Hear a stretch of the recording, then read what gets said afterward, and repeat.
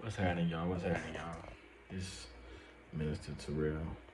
Y'all know what it is. And I kind of just want to talk to y'all right quick, and I kind of just want to put this in y'all mind and just to remind you all to stay on the offense. Stay on the offense, right? And I know y'all probably thinking, what you mean by that? Well, what I mean is this. Especially in these days and these times, especially in this generation, what we do a lot of times and what we've been doing a lot lately is it seems as if though we are afraid to offend people. So we get involved in those conversations where we have and we saying stuff like, well, people say something that we know for a fact is totally wrong, right? We know for a fact it's totally wrong. We know that it's evil. We know that it's wicked. We know that God is just not pleased with it, right? But yet we still going like, well, I feel what you're saying. Nah, we don't. I don't feel what you're saying. You get what I'm saying? No, I don't feel what you're saying. Rather than saying that, we should say, hey, nah, that's wrong. No matter how much the person view you, we scared to fall out of friendships. We scared to fall out of, or we scared that our brother or our sister gonna be mad at us and all this type of stuff. Because once again, we rather stroke flesh. We want to stroke people's flesh. Well, I want to let you know, if you stroking people's flesh because you're afraid to offend that person, then you in agreement with whatever it is they doing. You are in agreement to with whatever wicked lifestyle they live in, whatever evil they commit to, or whatever evil thing that they are involved in, and you don't speak out and you don't stand out against it. You in agreement with it because you are scared to offend that person. We seen this in Matthew 11:6, where Jesus says, and blessed, right? Blessed is those who are, or is he whosoever is not offended in me. Jesus already knew people was gonna get offended in him, right? He already knew people would be offended by the message.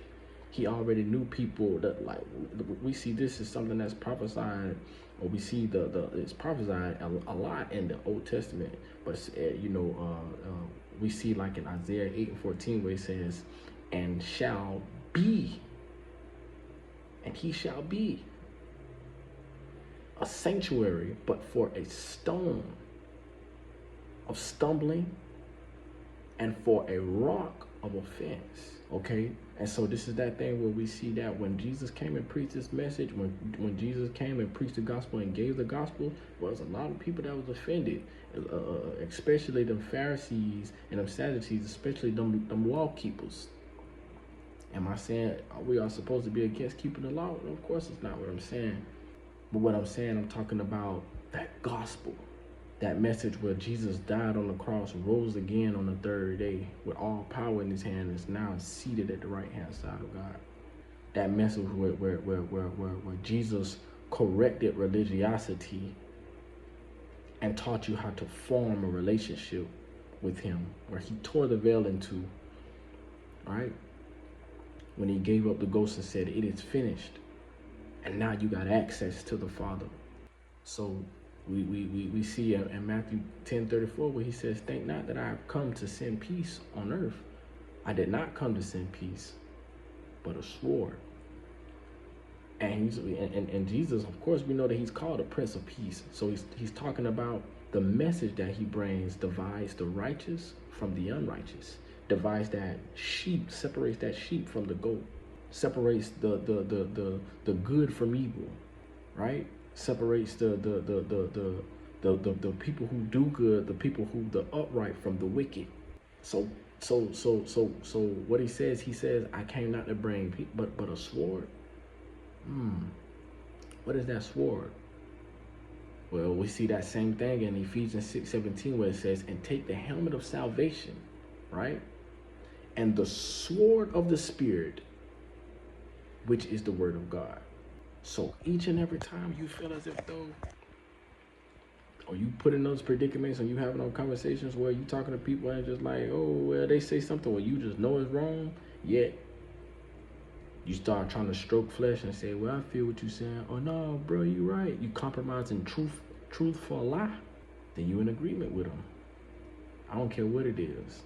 Murderers, jackers, drug dealing, homosexuality, all of this is evil. It's wrong.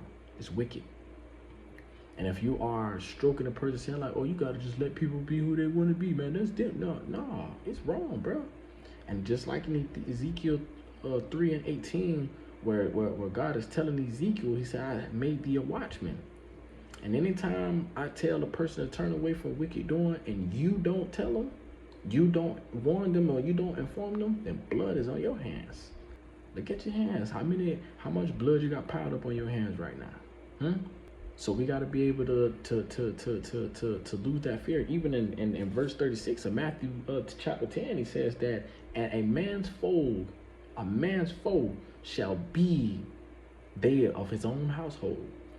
So that means you got to be willing to offend even your loved ones, even the people that you claim you love, to stand up for the truth. And that is the word of God, that sword that Ephesians 6:17 talks about. And a lot of people start manifesting and getting worked up and stuff like that, because as in Hebrews 4:12, it talks about how the sword is a double-edged sword, and it's going to cut you and me. It judges the matters of the heart. It's going to cut through flesh, joint, marrow, spirit, and soul. The truth going to bust you every time. So if you just feel like you want to stroke flesh, you want to stroke egos, rather than the word of God going to offend flesh. I'm looking to offend you each and every time. Not because that's just what it is, and that's just what it is, but because I care about you and because I love you. Not a person that ain't going to tell you, hey, that's wrong. The person that's not going to tell you, that's not the right thing to do. They don't care about you. So I just want to let y'all know, man, stay on the offense. Offend the flesh. Bring that word out. If you know for a fact that it's wrong and it's evil and you don't correct it, you got blood on your hands and you stand in agreement with it, right? So remember to put God first always, because he's gonna be the last person you got to see anyway.